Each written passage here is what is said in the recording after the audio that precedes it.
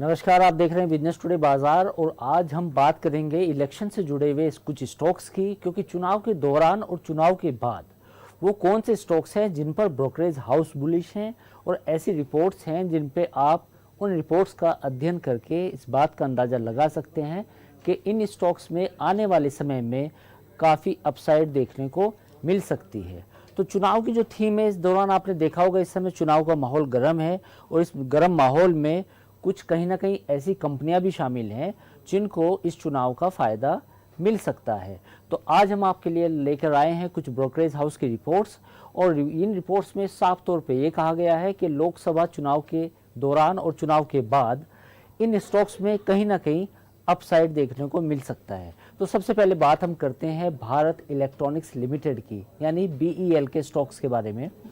इस स्टॉक्स को लेके आनंद राठी ने करीब 250 रुपये का टारगेट प्राइस रखा है।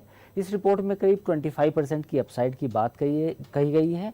आनंद राठी के मनन गोयल ने अपनी रिपोर्ट्स में कहा है कि हमें उम्मीद है कि BEL कई कारणों की वजह से आगे अच्छी ग्रोथ दिखाएगी, जिसमें जो सरकार की जो थीम है कि रक्षा क्षेत्र में आत्मनिर्भर बनना है, तो उसके दौरान BEL को काफ़ी ऑर्डर्स मिल सकते हैं। साथ ही जो मजबूत पाइपलाइन है फिलहाल, उसका भी कहीं ना कहीं इसको आने वाली तिमाही में फ़ायदा मिलेगा। और सबसे बड़ी बात, जो ऑर्डर का फ्लो है वो लगातार बढ़ता जा रहा है और जो प्रॉफिटेबिलिटी है कंपनी की वो भी कहीं ना कहीं रिजल्ट्स में नज़र आ रही है। और हाँ, इलेक्शन से जुड़ी हुई आपको हम एक बात और बताते हैं कि ये वो कंपनी है जो कहीं ना कहीं EVM का निर्माण भी करती है। जी हाँ, यही कंपनी है जो EVM बनाती है। दूसरी कंपनी की अगर हम बात करें तो उस कंपनी का नाम है L&T। जी हाँ, L&T सबसे बड़ी इंफ्रास्ट्रक्चर की कंपनी है और सरकार चुनाव के बाद, जैसा आपको पता होगा, कि इंफ्रा पर अपना फोकस बढ़ाएगी और चुनाव के ठीक बाद जब नतीजे आएंगे तो उसके बाद जो नई सरकार होगी वो कहीं ना कहीं एक फुल फ्लेज बजट लेके आएगी, जिसमें इंफ्रा सेक्टर के लिए कुछ बड़े ऐलान हो सकते हैं। कंपनी के पास फिलहाल करीब 4.5 लाख करोड़ के ऑर्डर हैं और ये FY23 में कंपनी के रेवेन्यू का करीब 4 गुना है। तो इससे आप अंदाज़ा लगा सकते हैं कि जो आने वाली तिमाही है उसमें कंपनी का रेवेन्यू काफ़ी बड़ा आ सकता है। वहीं अगर मार्जिन की बात करें तो पिछले कुछ रिजल्ट्स में हमने देखा कि मार्जिन में भी लगातार सुधार हो रहा है। अगर JM फाइनेंशियल की रिपोर्ट की बात करें तो पिछले 5 लोकसभा चुनाव के बाद करीब 4 बार निफ्टी इंडेक्स में तेजी आई है और सबसे ज़्यादा तेजी 2009 के बाद आई थी, जब निफ्टी ने करीब 25% का रिटर्न दिया था। वहीं सबसे कम रिटर्न अगर कहें तो साल 2019 का था, जब केवल निफ्टी इंडेक्स 8% ही भागा था।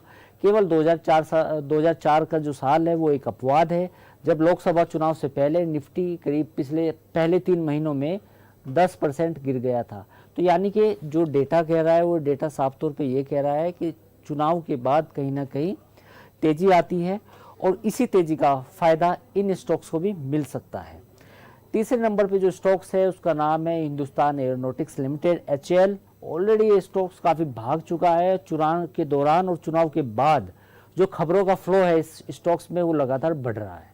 पिछले हफ्ते भी कंपनी को करीब डिफेंस मिनिस्ट्री से करीब 2900 करोड़ रुपए के ऑर्डर मिले और रक्षा क्षेत्र ऐसा क्षेत्र है जो आपको मालूम होगा कि जहां पर आचार संहिता का असर ज़्यादा नहीं होता, क्योंकि डिफेंस को एक ज़रूरी सेक्टर माना जाता है।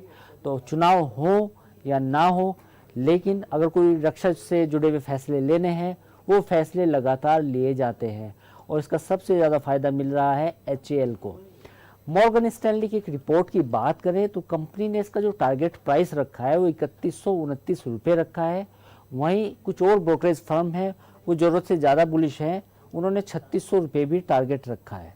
इस फर्म का नाम है UBS ने 3600 का टारगेट रखते हुए कहा है कि हमें उम्मीद है कि आने वाले कुछ सालों में भारत की जो सैन्य शक्ति है वो बढ़ेगी और आने वाले समय में सरकार की तरफ से और दुनिया भर की तरफ से HAL को कुछ और बड़े ऑर्डर मिल सकते हैं।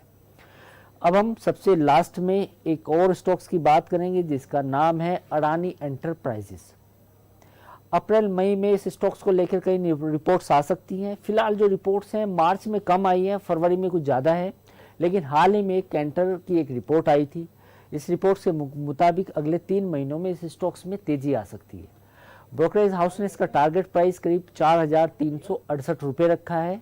इस रिपोर्ट्स में कहा गया है कि अडानी एंटरप्राइजेस में जो भी कुछ है, यानी कि एक रिपोर्ट्स में काफ़ी दिलचस्प जो वाक्य है वो कहा गया है कि अडानी एंटरप्राइजेस में वो सब कुछ है जो भारत के विकास के मामले में हासिल करना चाहता है। आगे इस रिपोर्ट्स में कहा गया है कि अडानी ने लिक्विडिटी के जोखिम को कम करने, ट्रांसपेरेंसी बढ़ाने के लिए कार्रवाई की है, जिसका फ़ायदा कहीं ना कहीं कंपनी को मिलेगा। साथ ही इस रिपोर्ट्स में ये भी कमेंट्री की गई है कि अडानी को नज़रअंदाज करना बहुत बड़ा मतलब जोखिम होगा, क्योंकि देश को अडानी की उतनी ही ज़रूरत है जितनी अडानी को देश की। तो हालांकि ये रिपोर्ट्स के वाक्य हैं, हमारी तरफ से वाक्य हम कोई इसमें ऐड नहीं किया है। तो कुल मिला के कहानी ये है कि 4 ऐसे स्टॉक्स हमने आज आपको बताएं जिन पे ब्रोकरेज हाउस बुलिश हैं, और कहीं ना कहीं जो ट्रेंड बता रहा है वो ये भी बताता है कि इलेक्शन के बाद जो इंडेक्स है कहीं ना कहीं उसमें भी तेज़ी आती है। तो बिजनेस टुडे बाज़ार पे ये वीडियो आपको कैसे लगी आप हमें बता सकते हैं, अपने कमेंट्स भी कर सकते हैं और इस वीडियो को शेयर भी कर सकते हैं। नमस्कार।